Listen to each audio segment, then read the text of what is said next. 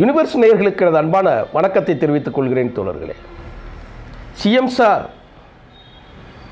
என் மேலே உங்களுக்கு பகன்னா நான் என் வீட்லேயோ இல்லை ஆஃபீஸ்லேயோ இருப்பேன், வாங்க. இது யார்? விஜய் பேசி காணொளியில் இருக்கக்கூடிய கடைசி வரி. இது நல்லதில்லை. நான் ஏற்கனவே போட்டிருக்கக்கூடிய காணொளிகளில் சொல்லியிருக்கக்கூடிய செய்தி தான், ஆணவம் எவனுக்கு இருக்கிறதோ, அதிகாரத்திற்கு வந்துவிடுவோம் என்கின்ற மமதையிலோ, அதிகாரத்தில் இருக்கிறோம் என்கின்ற மமதையிலோ எவன் பேசுகிறானோ அவனுடைய அழிவு மோசமாக இருக்கும். அதை மட்டும் தெரிஞ்சுக்கணும். இது என்ன கிளாடியேட்டர் காட்சி நடக்குதா தம்பி? ஒரு சைடு சிங்கம் இருக்கும், ஒரு சைடு மனிதனை திறந்து விடுவாங்க. பசித்து இருக்கக்கூடிய சிங்கத்தின் குகையிலிருந்து வெளியே தட்டிவிட்டு உனக்கு பிடித்த அல்லது நீ வளர்த்த ஒரு மனிதனை நீ உள்ளே மோத விடுவீங்க. இந்த இடத்துல ரெண்டு தான் உயிரோடு இருக்கணும், ஆனால் வரும்போது ஒன்று தான் இருக்கும். இதைத்தான் நான் முகநூலில் எழுதியிருந்தேன். நீ வளர்த்த மனிதன், இந்த சைடு வளர்த்த சிங்கம், இந்த ரெண்டையும் மோத விடுறது. இதுக்கு தான் கிளாடியேட்டர்னு பேர். இது ஈஜிப்து அரண்மனையில் முறைப்படி நடத்தப்பட்ட ஒரு விளையாட்டு. ஒன்று பசித்த சிங்கம் மனிதனை வேட்டையாடும், இங்கிட்டு உயிர் பிழைக்க காத்திருக்கக்கூடிய மனிதன் சிங்கத்தை வேட்டையாடுவான், அல்லது ரெண்டும் காயம்பட்டு கீழே கிடக்கும், அவ்வளோதான் இருக்கும். இந்த ரெண்டில் ஒன்று தான் உயிரோடு இருக்க முடியும். அதையும் தாண்டி ஒருத்தன் வந்து தோத்தவன் யார் இருக்காங்களோ அவனை வளர்த்தவனை கொன்றுவான். இப்போ இதுக்கும் விஜய் நீ நடத்தியிருக்கக்கூடிய கரூரில் இருக்கக்கூடிய அந்த நிகழ்ச்சிக்கும் என்ன வித்தியாசம் இருக்குன்னு யோசிச்சு பார்க்கலாம். இதென்ன கிளாடியேட்டர் களமா? சிஎம் சார் வாங்க, நான் வீட்டில் தான் இருப்பேன், ஷார்ட் ரெடி அப்படின்னு சொல்லி முடித்த உடனே ரொம்ப சோகமாக பேசிட்டு, உங்களுக்கு கோவம்னா என்ன மேலே கை வைங்க, என் தொண்டர்கள் மேலே கை வைக்காதீங்க. இது என்ன சினிமா படமாடா நடக்குங்க? எத்தனை பேர் வீட்டில் இளவு விழுந்து போய், எத்தனை பேர் வீட்டில் பெற்ற குழந்தைகளை இழந்து துடித்து கொண்டு இருக்கக்கூடிய நேரத்தில் நீ அவர்களுக்காக பற்றி பேசாமல் இன்றைக்கி கோர்ட்டில் ஒருத்தருக்கு வந்து 14 நாள் காவல்துறை சிறைன்னு சொல்லியிருக்கிற உடனே டைலாக் போட்டு முன்னாடி வந்துட்டீங்க. உங்களுக்கெல்லாம் வெக்கமாடல கொஞ்சமாவது?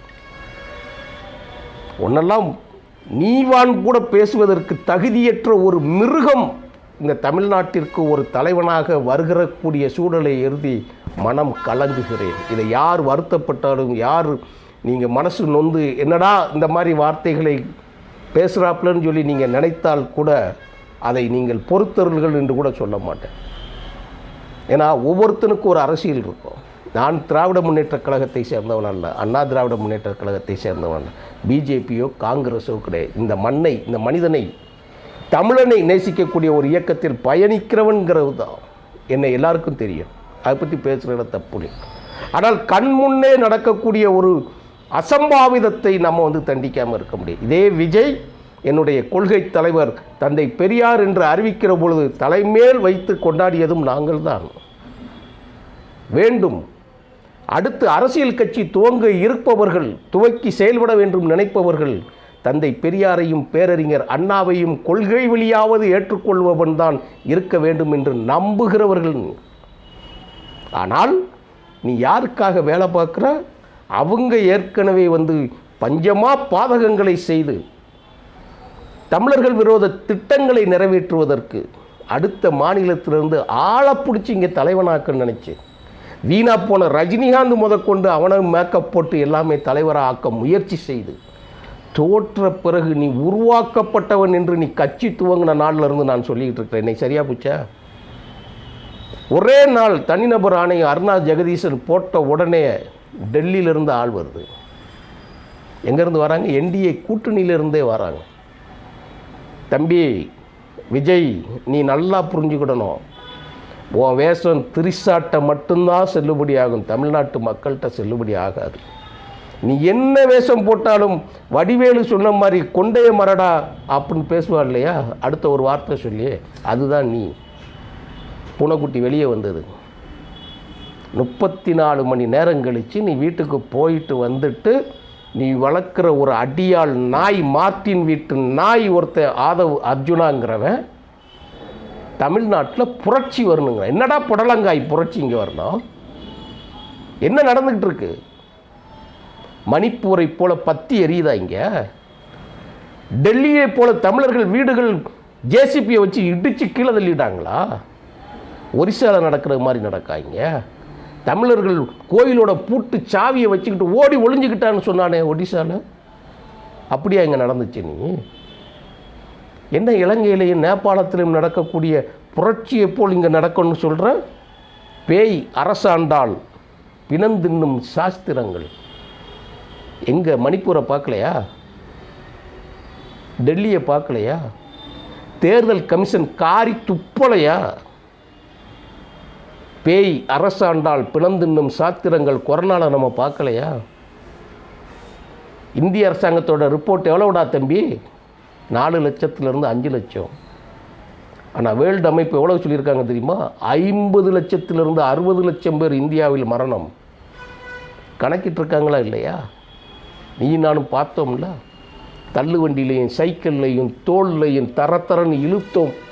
வேனில் போகும்போது அந்த வேன் கதவு பிதுங்கி பிணம் வீசி எறிந்த காட்சியெல்லாம் பார்த்தோமேட. பாவிகளா பாவி, நீ இறந்த பிணத்தின் குழந்தை முகத்தை கூட பார்த்து நீ பேசாமல் சிஎம் எங்கள் வீட்டுக்கு நாங்கள், ஏன் நீ ரொம்ப தைரியமான ஆளாச்சே? வேளச்சேரியில் தானே முதலமைச்சர் இருக்கு, அங்கே போக வேண்டியதானே நீங்கள்? நான் ஒன்று மு.க. ஸ்டாலினுக்கு ஸ்போக்ஸ் பர்சன் கிடையாது, மனிதனை நேசிப்பவன்.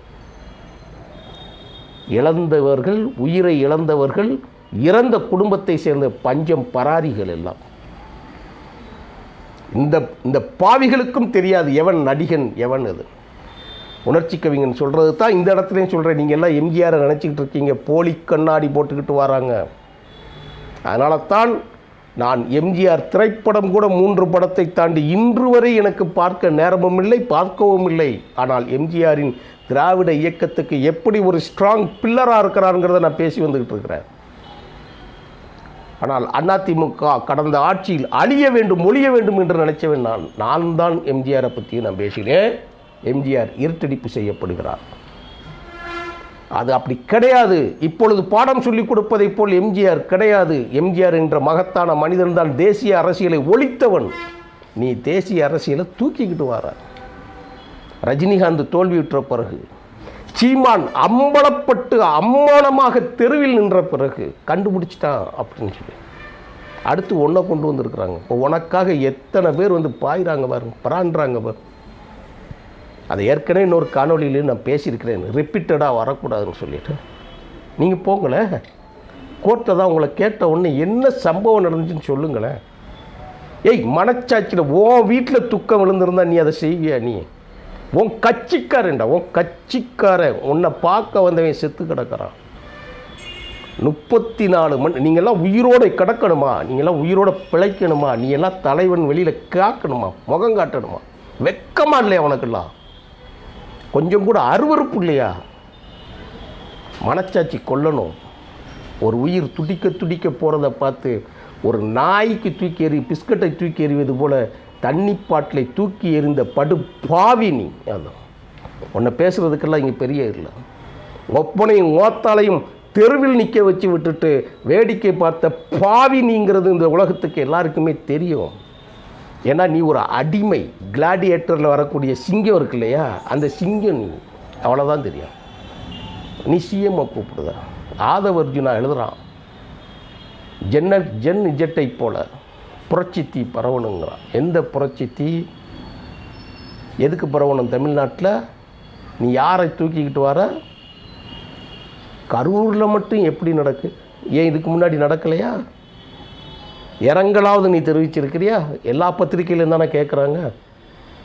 நான் ஒரு செய்தியை சொல்லுகிறேன் தோழர்களே. விஜய் பேசின அந்த காணொளி 4 நிமிடம் 45 வினாடி பேசின காணொளியை முதலாக நான் வலையொலியில் நான் போட்டுட்டு எடுத்துட்டேன். இந்த பாவிப்பைகளோட காணொளி, அவன் பேசுகிற காணொளி தப்பித்தவறி கூட நம்ம சேனலில் இடம் பெற்றக்கூடாது என்பதற்காக. நீ எதிர்காலத்தில் நீ எப்படி வேணாலும் இருந்து கொண்டு போ. ஆனால் உனக்கு பின்னால் ஒரு நடிகை ஹேமமாலினிக்கு முன்னால் வந்து அந்த வண்டி ஆக்சிடென்ட் ஆகுது, நேராக சண்டைக்கு கூப்பிடுத. இளவு வீட்டுக்கு போய் நின்று அவங்களோட நின்று ஆறுதல் சொல்லாமல், ஆறுதல் படுத்திய அத்தனை தலைவர்களும் எல்லா கட்சிகளும் உன்னை காரி துப்புறாங்க. பொதுச் செயலாளர் பதிவை போட்டுட்டு ஓடி போயிட்டான். இதுதான் தமிழ்நாடு. நீ அதை தெரிஞ்சுக்கணும் நல்லா. உன்னுடைய தொண்டர் ஒருத்தையும் செருப்பால் அடிச்சுக்கிட்டுதா, செருப்பை கலட்டி செருப்பாலேயே அடிச்சுக்கிட்டுதா. நீ முதல்ல நடத்தின மாநாடு, விழுப்புரம் மாநாட்டில் உன்னோடு இருந்த கொள்கை பரப்பு செயலாளரில் ஒருத்தர் நியூஸ் 7 பேசுகிறார்.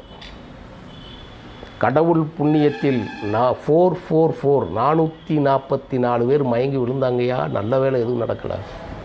சொன்னவன் ஆனந்த், புஷி ஆனந்த். இன்னைக்கு வந்து ஜாமீன் கேட்டு மனு போட்டிருக்கிறான். ஏண்டா சொந்த கட்சிக்காரன் செத்து கிடக்கான், அத்தனை பேர் ஓடி ஒளிஞ்சிங்கன்னா நீங்கள் யாருக்காக வேலை பார்த்தீங்க? நீங்கள் எல்லாம் என்ன அரசியல் பண்ணுறீங்க? நாங்களெல்லாம் கால் கடுக்க நடந்து மக்கள் போராட்டத்திற்காக ஆர்ப்பாட்டம், மறியல், ரயில் மறியல், பேருந்து மறியல், கைது, பாஸ்போர்ட் முடக்கம், வாழ்க்கை இழப்பு, அப்படியெல்லாம் போராடினவன் தான் நான் உள்ளிட்டவர்கள் ஆயிரக்கணக்கான பேர் இருக்காங்க. ஒன்றும் தெரியாத அரசியலுக்கு அரசியல் தெரியாத இளைஞர்களுக்கு அரசியலை சொல்லிக் கொடுக்காமல் அவர்களை வந்து நீ வந்து லைட்டை போட்டு அமர்த்திய நந்தா படத்தில் ஒரு சீன் வருண்டப்பாடா, விகாரமாக அந்த குழந்தை சிரிக்கிற மாதிரி காட்சிப்படுத்தி பார்த்தேன்னு சொல்லியிருக்கு.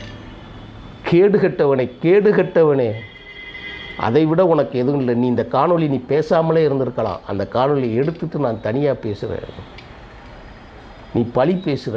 கரூரில் மட்டும் எப்படி நடந்தது என்று உலகம் பேசுகிறது. தினமணி தலையங்கம் எழுதியிருக்கிறது. அதில் முதல் வரியை சொல்கிற, தடம் புரண்ட திரைக்கதைன்னு எழுதியிருக்கு. தினமணியோட தலையங்கம். நீ வெக்கி தலை குளிந்தாலும், நீ 100 ஆண்டுகள் இந்த நாட்டை ஆளும் சூழல் வந்தாலும் அவமானத்தின் குறியீடு தான் நீ அப்படிங்கிறதுக்கு எடுத்துக்காட்டு தான் தினமணியோட. உனக்கு ஏன் ஒய் பிரிவு பாதுகாப்பு? தினமணி இன்னைக்கு அம்பலப்பட்டு எழுதிட்டான் திலையங்கத்தில். படிச்சிருப்ப தம்பி, படி. உன்னை பற்றி எழுதியிருக்கிறான். பைசாவுக்கு வாங்கின கதையை எழுதியிருக்கிறான். ஒன்றிய அரசிடம் கேட்டு பெற்ற பாதுகாப்பு அதிகாரி. உனக்கு பவுன்சர்ஸ். அப்போ மக்களை நீ என்ன நாயின்னு நினச்சியான்னு சொல்லி கேட்டிருக்கிறான் தினமணியே கேட்குறான். அதுதான் அதிசய செய்தி. நீ எத்தனை பேரை விட்டு பேச விட்டாலும், நீ என்ன செய்திருந்தாலும் சரி, இந்த 4 நிமிடம் 45 வினாடி நீ பேசின பேச்சு இருக்கு இல்லையா, இந்த உலகமும் தமிழ் கூறும் நல்லுலகமும் உன்னை மன்னிக்காது.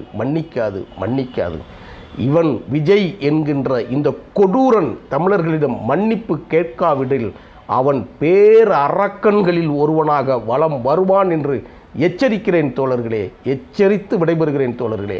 நன்றி, வணக்கம் தோழர்.